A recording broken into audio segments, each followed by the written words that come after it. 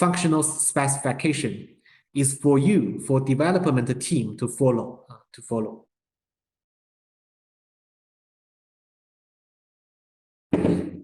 This is inevitable as requirement may serve a dual function. It may be the basis for a bid for a contract. So here you should know.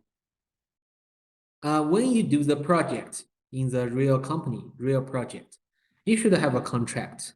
In this contract, the client should publish they want the requirement. Then you will use this requirement documentation to do a bid for contract.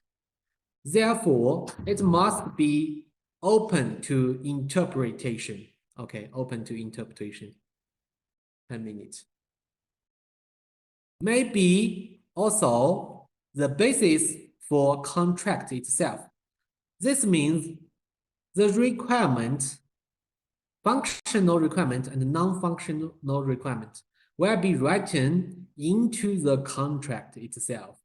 And after the contract is signed, both the client and the user and you, development team, should follow this contract.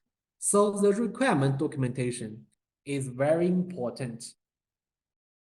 And both these statements may be called requirement. Any questions about this? So do the requirement.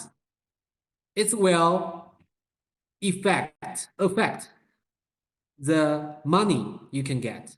And also it will affect how big the software product should be development.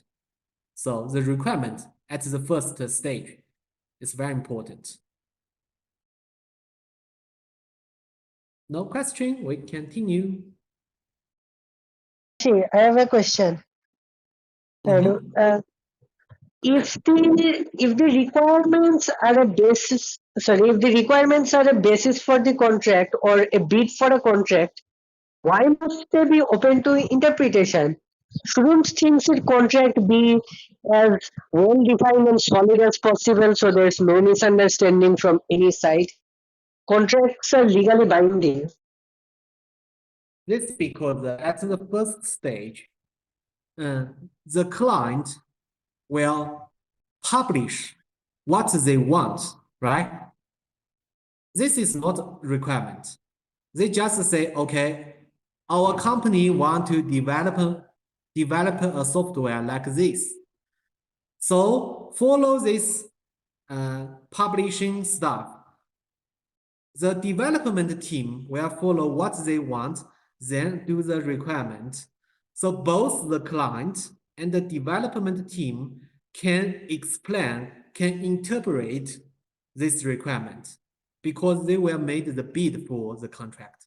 So it should be open, It's like a market. In the market, a company like a bank, maybe university, they launch a project.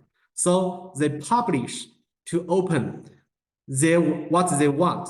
So it should be open to interpret. Is that clear? I understand. Okay. So now you know the requirement. What is it? Then you should know the type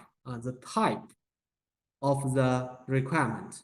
As I said, there are two types of requirements.